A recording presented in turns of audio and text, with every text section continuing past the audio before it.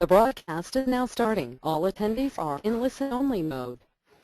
Good afternoon, ladies and gentlemen. Welcome to TechGeek webinar series, our endeavor to empower techies.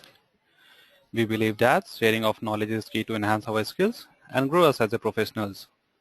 With this principle in mind, we have initiated a series of webinars conducted by industry experts to give you all a crisp insight of various domains. The topic of today's session is mobile game optimization for Intel Android platform. Our guest speaker for today's session is Mr. Prem Chandra Rao. He is Senior Application Engineer at Intel Technologies India Private Limited. Prem has over 13 years of experience in development of embedded software for mobile and multimedia system on a chip, that is SoC. From last 4 years of his work at Intel, he has been part of APEC, a small form factor engineering team. Currently, he is working as an Android team lead and responsible for working with key independent software vendors, that is ISV in APEC, to help them enable their apps for Intel architecture devices. So without any further delay, I introduce you all to our guest speaker. Over to you, Prem. Yeah, thank you, Gaurav.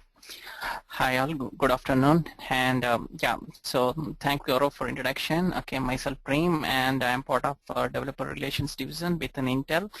So my primary job is to work with the developers and independent software vendors and make sure their solutions are optimized for Intel Android platform and works well. Okay, so today I'm going to give a brief introduction on mobile game optimizations for Android on Intel platforms. So the main aim is like to cover how you can port the native games on Intel platforms, and recently we also have an announcement on Unity, so I'll briefly update on that, how to work and port the Unity games to Intel platforms. Okay.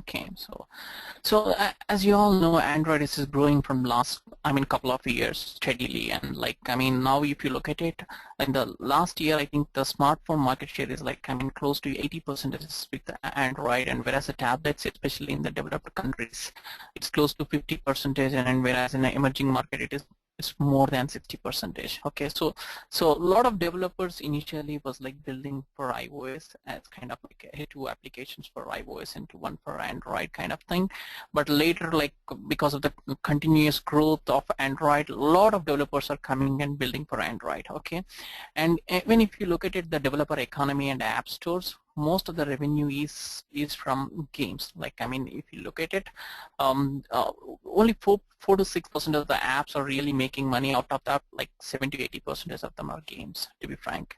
And especially in the games category, arcade, action, and casual games are most popular, and in most of the countries. Okay, and when we kind of look at it closely and analyzed a couple of the top 100 games and which are really making a good revenue, and most of them are building with some of the popular game engines like Unity, and I know there are many other the game engines available like Cocos 2D, libgdx, which are very popular, and already there are many hundreds of apps, games available on the stores, and still developers are building on it. Okay, and here look at it, there are very popular 3D game engines which is like Unity, Unreal, and Maramalde, and Havoc is primarily from Intel.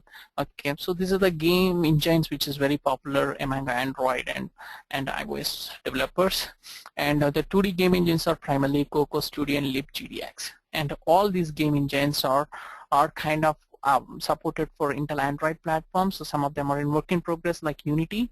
Okay, and the rest of all the game engines are available for Intel platforms. So what is the relations with Intel? So in the past few years, Intel is doing amazingly well in phones, and especially the tablets part. Okay, so initially we kind of started with the phones, and we kind of launched across the world. We launched multiple phones with multiple carriers. Okay, you can see on the top row the phones being released with the Intel processor, and on the bottom you see the latest tablets which are released with the Intel Atom platforms. Okay, the primarily most of the devices are from Asus, and we have also launched a device with the Samsung, which is called as a Samsung Galaxy Tab 10-inch device, and we have a lot of devices, especially 7 and 8-inch tablet form factors from Dell to Lenovo to Toshiba. Okay, and there are many things, and recently we have phones from Asus called the Gen phones, which are quite popular in India, and we also launched a four tablets specifically from Flipkart called as a DC Pro. Okay, and there are many other devices which I could not list all of them here, but like as a organization, okay, this year we have a goal to ship 40 million units, and we are on track so far till Q3 end. Okay, we are on track to ship those devices, and we are continuously working with a lot of leading MNC OEMs to ship out the products. And in the Q2 time frame alone, if you look at it, I think we are kind of a number 2 in kind of shipment. Okay, and having been said that, we are making a good inroads to the Android, so we are also working well with the developer ecosystems. Okay, and especially ensuring all the tools with the Google are available on time. Especially if you look at it, the latest NDKs and SDK support for x86 is present, and it's kind of directly you can kind of download from the Google website, Google Android website. I think Google has announced yesterday the L Desert NDK with the 64-bit support, and that is also supported for x86. Okay, only, and our latest hardware platforms, okay, which is, or some of them are based on the PowerVR, which is a GPU from Imagination Technology, and in the latest platform we do have our own internal the graphic chipset unit called as a HD graphics. Okay, and HD graphics has a OpenGL support. So I think this is a lot of game developers are request to port a console kind of quality games onto mobile, so that's very much feasible. Okay, and we do also have a couple of tools which is primarily help game developers, okay, for performance analysis. Okay, I'll cover during my session at the end, okay, on these tools. Okay, so these are all kind of, I mean, various tools available, and because of like so initially some of the games were developed only for ARM platform, and so those games are like, I mean, still we managed to run with a kind of a utility tool called binary translation, which is in our platform. What it does is, hey, whenever it detects a game with the ARM libraries, okay, it automatically translates and runs dynamically, I mean, through dynamic translation. Okay, so you don't see any kind of lag, or you don't see any kind of issue on x86 devices. Okay, even though those are not really natively optimized for x86. Okay, so there would be hit, but so that is what I am going to say here today, how you can optimize your games, okay, which are built only for ARM, can port it for x86. Okay, so this the next couple of slides I'll focus more on the games, which are like, okay, there are two ways you can develop the games, which is, okay, one is with a Dalvik, which is only Java code, and the other one is like you can use a mix of Java as well as a couple of native code, which is C++ code, which we call them as like using NTK. So the game engines which you use, Cocos 2D or libgdx or Maramalde or all the things will fall into this one. So I'll show you a quick small demo how you can run and port for x86 as well. Okay, so basically, as I mentioned, okay, whenever you're developing a Android game for Android, you have an option to develop natively completely on the standard Google Android APIs, or you have options to choose the game engine which is readily available and provide a lot of features, okay, which is like, as I mentioned, like Coco Studio or libgdx for 2D game, and for 3D you have a Unity or Unreal kind of thing. Okay, so some of the game engines, when you use it, uses some of the native code, so that's how it become a native code dependent, okay, architecture dependent, and that needs to be compiled for specific hardware architecture. And whereas if your game is purely Java code and doesn't make use of any C++ code, then it becomes a CPU architecture independent and can work seamlessly across all the platform, and there is no recompilation or no other effort is needed here. So to run your native code, okay, I mean, to on every hardware platform, so you need to first recompile that native code. Okay, so the Google has provided the Android NDK toolchain. You have to use that and create a FAT binary if you are planning to support your game for multiple platforms, like both ARM platforms as well as the Intel platforms. Then you need to built for both the platforms, and you have to upload that binary to the marketplace.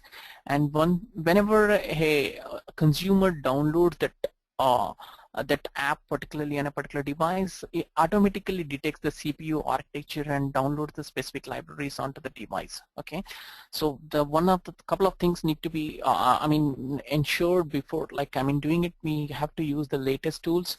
Okay, at least like making sure that, hey, what is the minimum SDK we are using? Okay, and so when I'm building with the latest, hey, if I'm using a couple of library files or like the include files from the NDK, better to make sure to use the latest one, so that like backward compatibility and like your game can run on multiple devices. Okay, and there are a couple of issues in porting. Hey, if you have done a deep dive optimizations for a particular platform and if you want to run the same thing on another platform, then you would need to do a couple of changes, okay, such as like memory alignment, or if you have done some very core optimizations related to assembly programming or a couple of things that need to be ported. So basically, most of the stuff will be taken care by NDK, but okay, we need to ensure the proper flags are there and proper compile actions are there. Okay.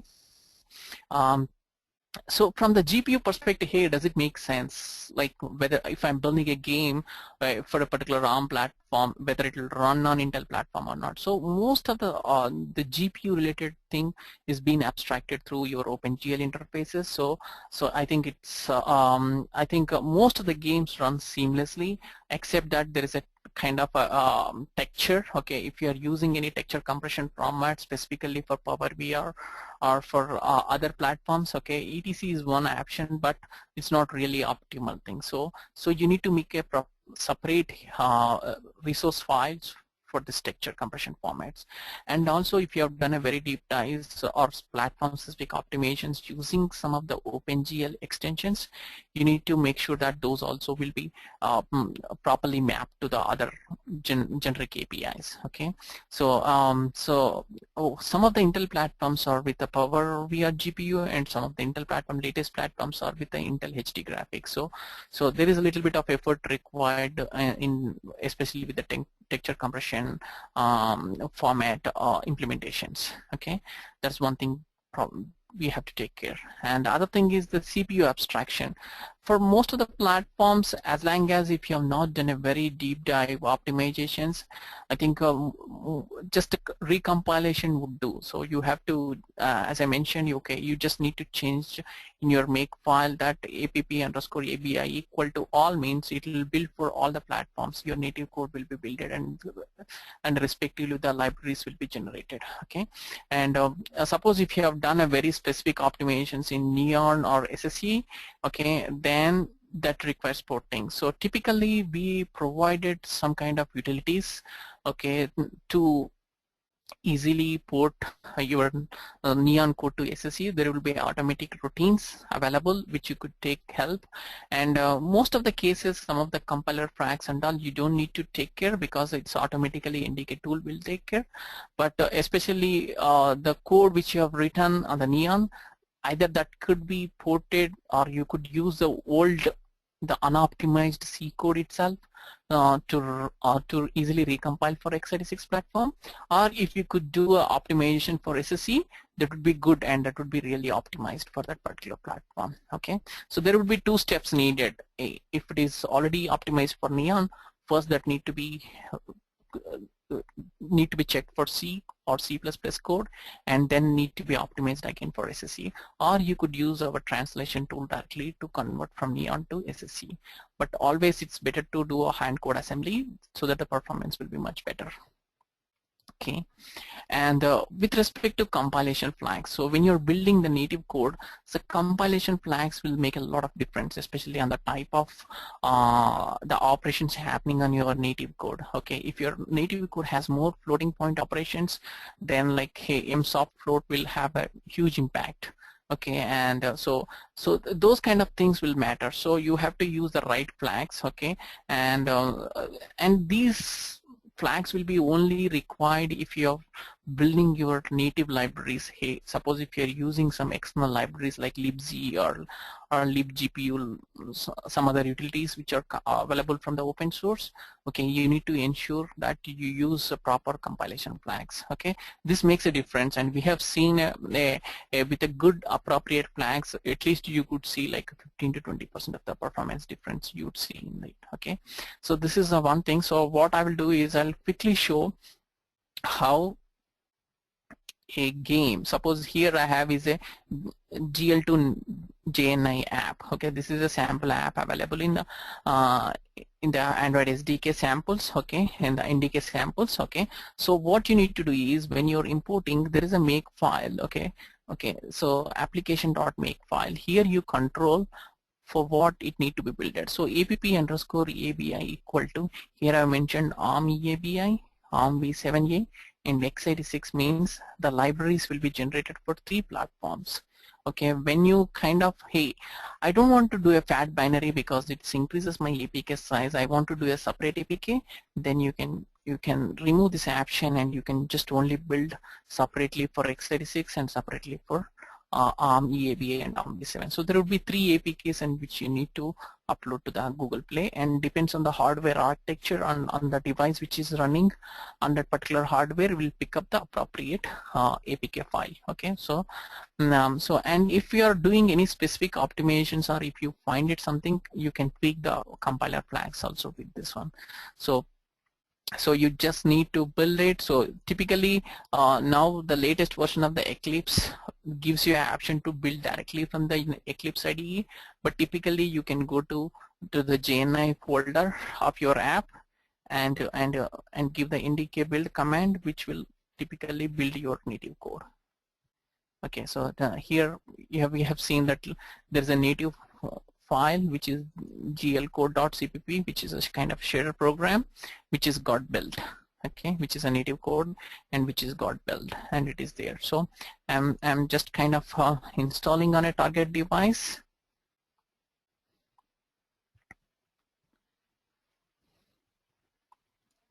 Okay, I'll show my target device screen. Okay,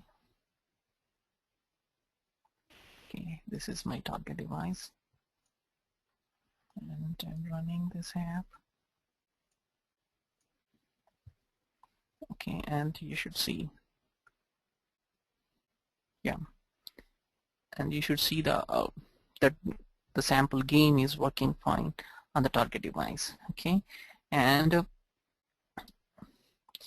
we have a utility app called as the APK info, which is available in the Google Play Store, and with that we will be able to check whether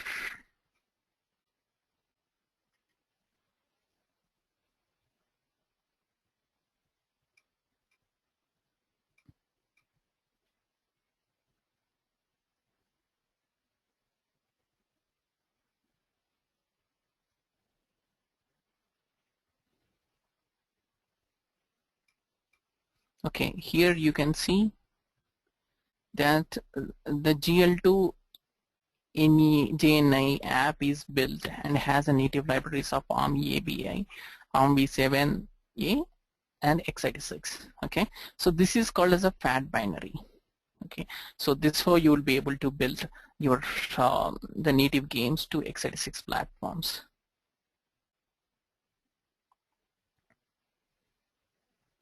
Okay, so just to move on. So this guidelines is applicable for all the games which are having some amount of native code. So all of them have to be there is a app_abi compilation flag. I mean, you need to include ARM EABI or x86 to build for both the things, and you need to use appropriate compiler flags to get an optimum build, as well as, hey, if you would like to, if you have optimized for SSE or Neon instructions, you need to do a separate recoding for that particular architecture. Like for ARM it's Neon, for x86 it is SSC. So that code need to be separated and built separately for that. Okay, so that's how like you will be able to run your game natively, and that will have definitely a little bit of performance improvement. At least now we have seen that most of the games which is run with the ARM binaries on Intel platform will have at least like 6 to 7% of the overhead. When you try to build the same game on x86 natively, will run it pretty well, and like I mean it could be the performance gain could be anywhere from 5% to 20%. It depends on the type of the game. Okay, so yeah, that is about the games are like which are like I mean based on the NDK and a couple of game engines and all. Specifically, I would like to give an update on Unity because we have a kind of relations with the Unity and we are working with them to enable their SDK with the x86 support. Okay, so so far, like I mean, from last 2 years, we have a kind of a roadblock, particularly enabling Unity games for x86 platform, because the Unity was not available freely for the developers. Okay, and okay, right now the Unity is like I mean, Intel and Unity had engagement, and Unity is like agreed to support and already delivered the beta version of the Unity. Okay, and so the x86 support is already integrated into the development tools of the Unity SDK, and both Unity 4 and 5 product lines will have x86 inbuilt. And when you install the Unity, the latest SDK, okay, you would see that the APK will build for both ARM and x86 platforms. Okay, so most of the work I think is being done by Unity. So as a developers, we don't need to do much work because everything has been taken care. So you just need to use the latest SDK and rebuild your game, and it supports both platforms and works much better than the previous versions, for sure. Okay, so what I'm going to do is I'll just quickly demonstrate a Angry Birds game, because like when you kind of run your game natively, that gets the best performance. Okay, so we have seen there's a sample Angry Birds game, and when we try to run it on ARM version on Intel device and a natively builded x86 version on Intel device, we have seen a kind of a drastic improvement in the FPS, which is like from 35 to 46, which is close to 30% of the improvement,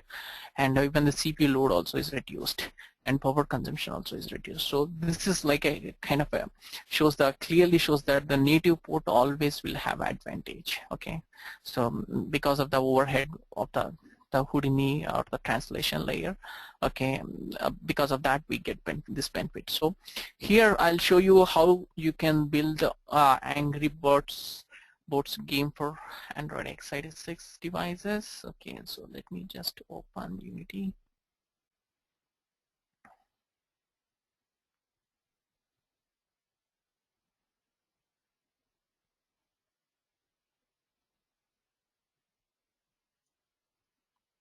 Okay, so this is the latest version of the Unity, which is like Unity 4.5 version, and they are like working on Unity 5, which is in a very early beta. Okay, so x86 support will be available for all Unity 4 versions and 5 versions. Okay, so I have loaded already Angry Birds game. Okay, and what I'm doing is, okay, I'm just ensuring that, okay, so there is a project settings and player.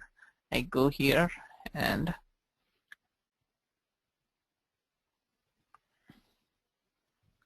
okay, other settings. Okay, there is a device filter. Okay, this is where it gives you options to build as a FAT APK or build only for ARM-v7 or x86 exclusively. Okay, so this is the only option which gives you to customize your APK for the specific hardware platform. Okay, it is so simple. So default option is the FAT APK, and the other option is only ARM only, and third option is x86 only. So right now the FAT option is being selected, so the APK will be generated for both ARM and x86. So what we do is just we quickly build.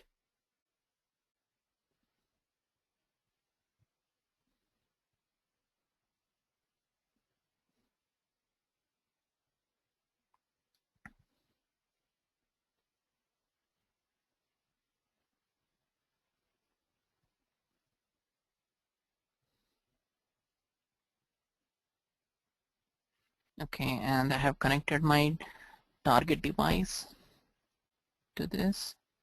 So you should be able to see it on target device.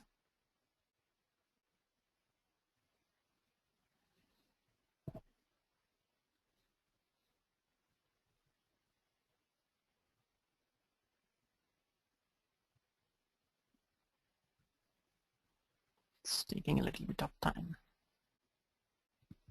So as a developer, for making the game to be optimized for x86, you just need to change the device filter alone. That should be suffice. Like no other change is required really. It's so minimal.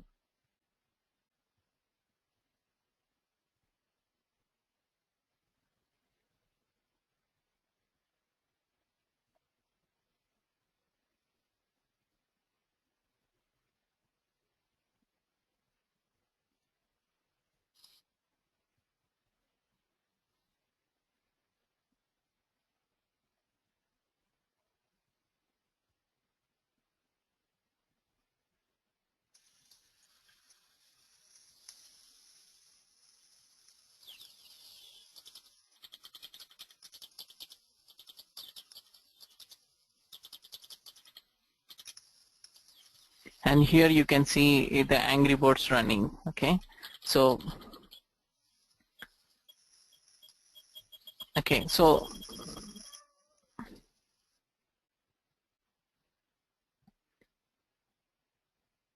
so just check again.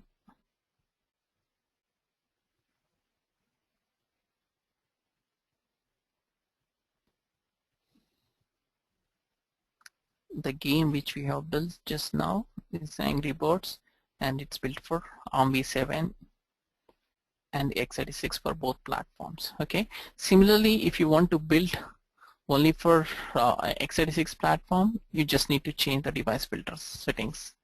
Okay, as I mentioned earlier. Okay, just change project settings, player. Okay, I think yeah, this is the option. You just need to change it,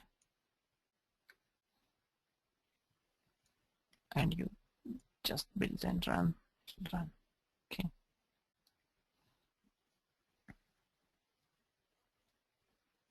Okay, so really, like, I mean, for just kind of making your legacy game to run natively on x86, you just need to upgrade to the latest Unity SDK and make sure that you use the fat binary option, and then upload the fat APK to the Google Play, and automatically, like, I mean, x86 device install only the libraries which are built for x86, and ARM device will get the only ARM libraries. Okay, so yeah, so this is all related to Unity. Okay, and I would like to introduce another two tools, okay, which is primarily very helpful for game developers. Okay, and one is the graphics performance analyzer tool called as a system analyzer. Okay, and the other one is the frame analyzer.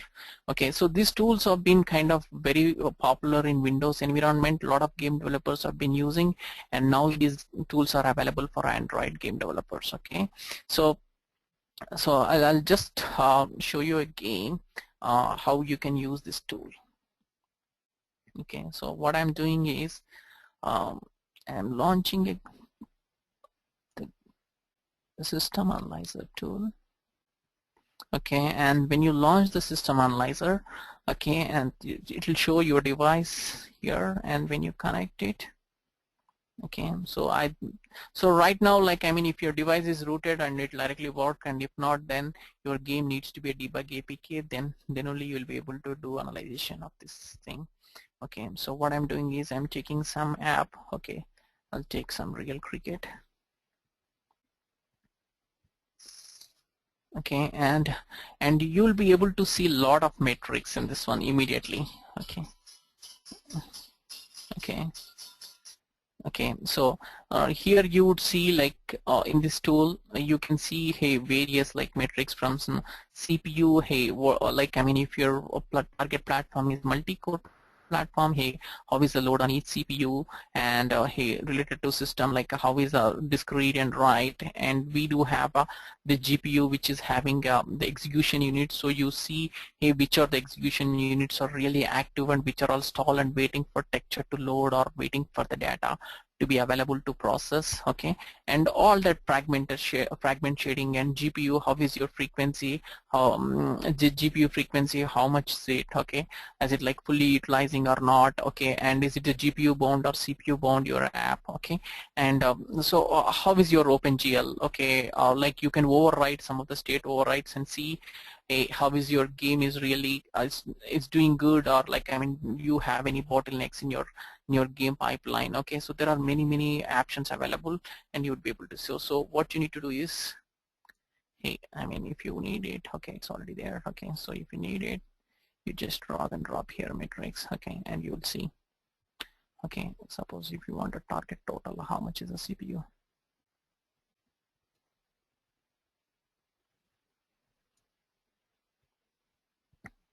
Okay, and similarly, you'd be able to see, hey, how much is the GPU frequency, or maybe on GPU clocks, GPU frequency, core frequency is there already.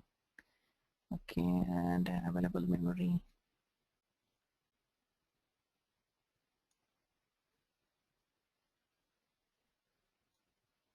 Okay. Okay, and you would be able to see, and even you can measure your app power also, how much is the power charging and discharging, all that you can see. Okay. Okay, so another good thing in this is that you can really change your platform, the frequency also. Like right now, hey, it is running at 532 megahertz. Hey, if you wanted to change it to, hey, 2 gigahertz, how does it change? How is it my game performance is there? Okay, you can look at it. How is APS is changing? Okay, just a minute, let me show you. Okay, so since I stopped my game, it doesn't show.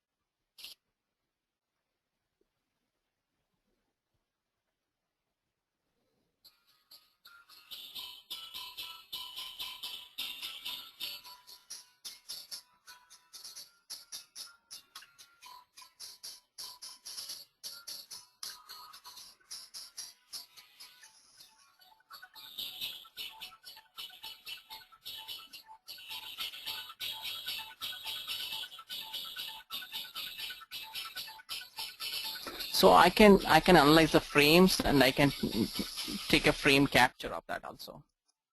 So while the game is in progress,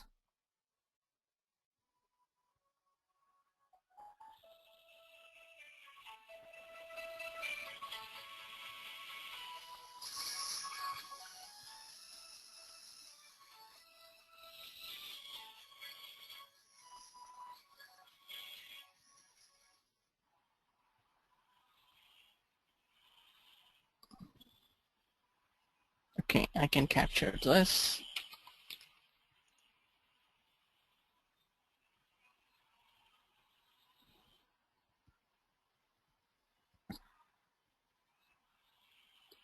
I can capture one more thing.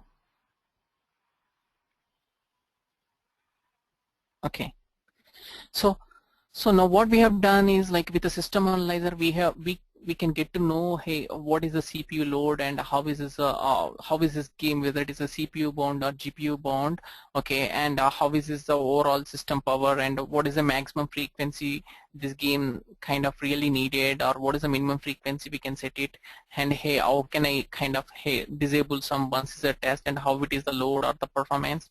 Okay, these are all the things like we can get to know from the system analyzer. Okay, now I will introduce the other tool, which this is more of as a beginning you can use this one, whereas the Unity also has another Unity profile which gives you much more details. I think you can, if you're particularly building a Unity game, you can use a Unity profile and later come to the system analyzer. Okay, but if it is not a Unity game, any other game, you have to, I mean, it's better to use the system analyzer and analyze the initial thing, whether it is the complete game is like a CPU bound or GPU bound, and then understand how you can optimize the GPU side also with the frame analyzer. Okay, so I'll just show you the frame analyzer part.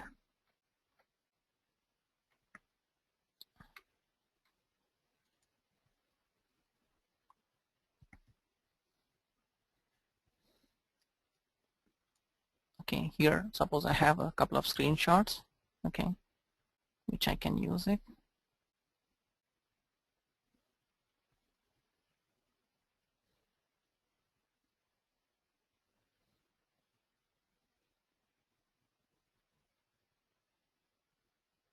Okay, so this is the game, like, I mean, this is a one frame, and I'm trying to do analysis using the frame analyzer. So this is the complete operations which has happened on this frame. Okay, and you see the complete entire frame as this one, and there are very interesting details you get to see. Hey, I mean, see, this is the complete frame overview. Hey, what is it that complete GPU clocks, and what is the execution units, and how does it your shader perform? Okay, and so how you can analyze even the textures, okay, all of them, and you can do some kind of experiments also. So this is one of the things, and this is more on the, hey, what is the value, and you can see individual textures as well. Okay,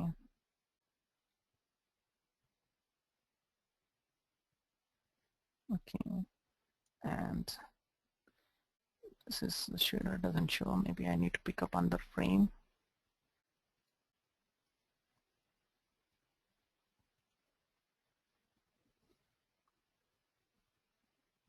Okay, so basically, like, I mean, you for entire frame you would be able to see, hey, what are the GPU calls, and how you can up to the pixel manipulation you would be able to see and understand, and if there is a flaw in your state pipeline, and what is the bottleneck, whether it is a problem with your vertex shader or fragment shader, or is it problem with your scissor test, or all that, like you can find it, and if it is a problem with a particular thing, probably you can disable that and see how does it improve your performance. And also you can, if you have a very high-end game and which you would like to optimize for mobile platform, this is the tool which would really help, and especially in the resources and other things which you can optimize according to the platform. Okay, so this is a kind of very a valuable tool, especially if you're doing a frame analysis thing. Okay, let me show you some other thing.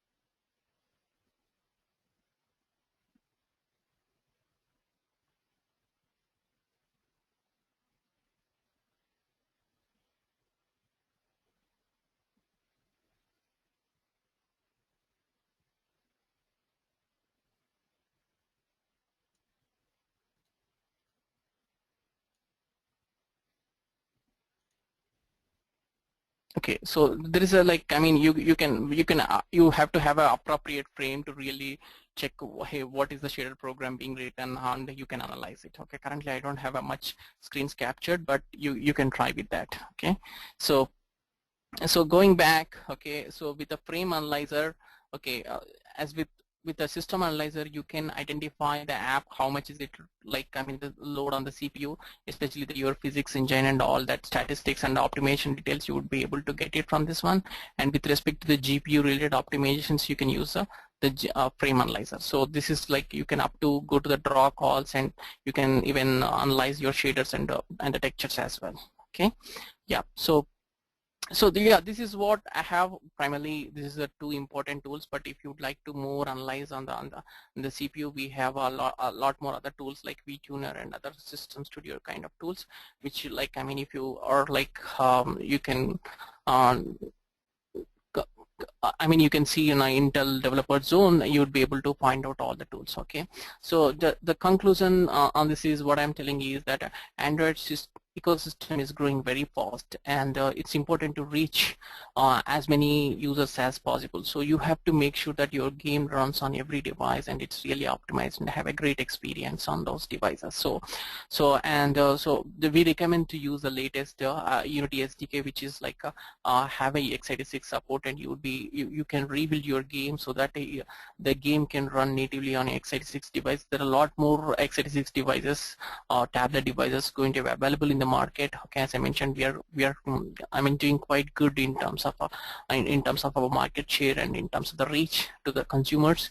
And if you're developers and really would like to optimize your game more deep level on with respect to the CPU or GPU specific optimizations, or using our OpenGL extensions or any other things, okay, I mean you can start with the graphics performance analyzer, and we can provide you more additional details on our extensions which you can use to differentiate the game. And yeah, so optimize your app to reach the wide range of device. Right now we have devices from 4-inch to like close to 10 to 11-inch devices, so you have to ensure that every app is really optimized for those devices to work smoothly. Okay, and so yeah, that is all I have pretty much here. And please do follow us on Twitter/Intel Software in for the updates of the latest news. So I'm open for the questions now. Yep. Thank you. Thanks, Prem, for the insightful presentation on mobile game optimization using Intel platform. Let us quickly take up the questions now.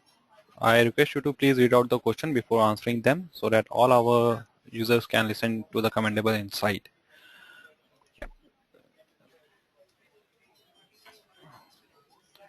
So meanwhile, I request all our participants, if they have any question in the query, they can post that to us.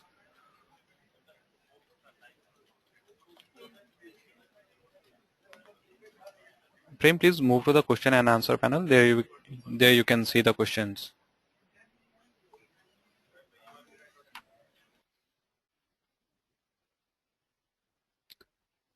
Okay.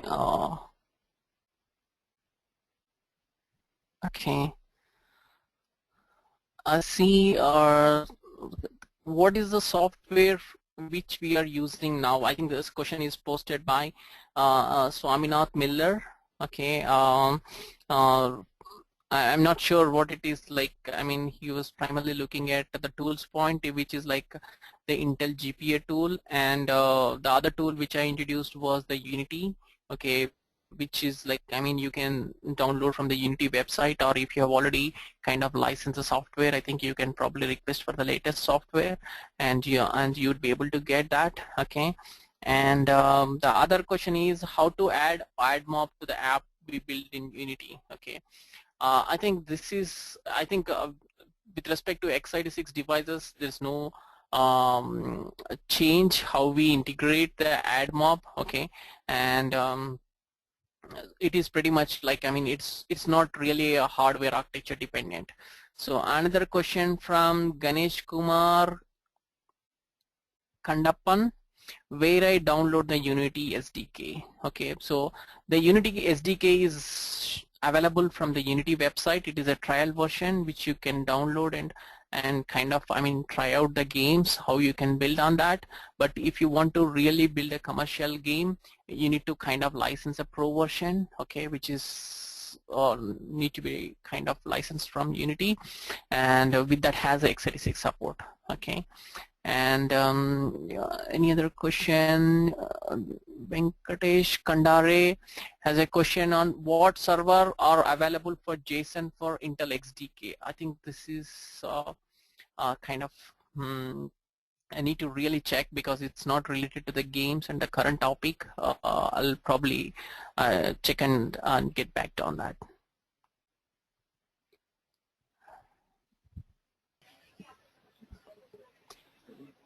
So till now we have received 4 questions, Prem. We are looking for some more questions from our participants. Do you like to wait for some more Yeah, time? yeah, we'll give for 5 more minutes. Yeah. Okay. I again request all our participants, if they have any query and any question, they can post that to us. We will help to resolve your query or question.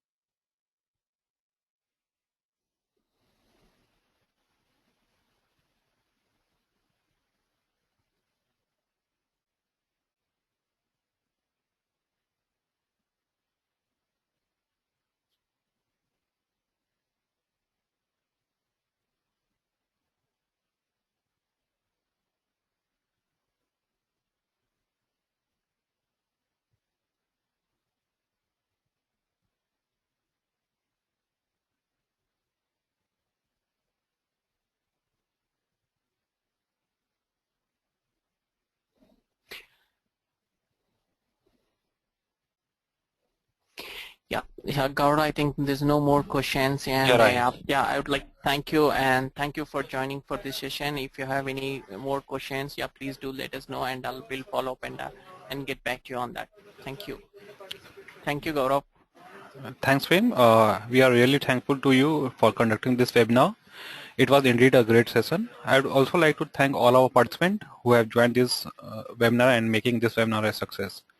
The recording of this webinar will be available on our website, that is techgeek.com, by tomorrow. Thank you all. Thank you, Prem. Nice day. Thank you. Thank you. Same to you.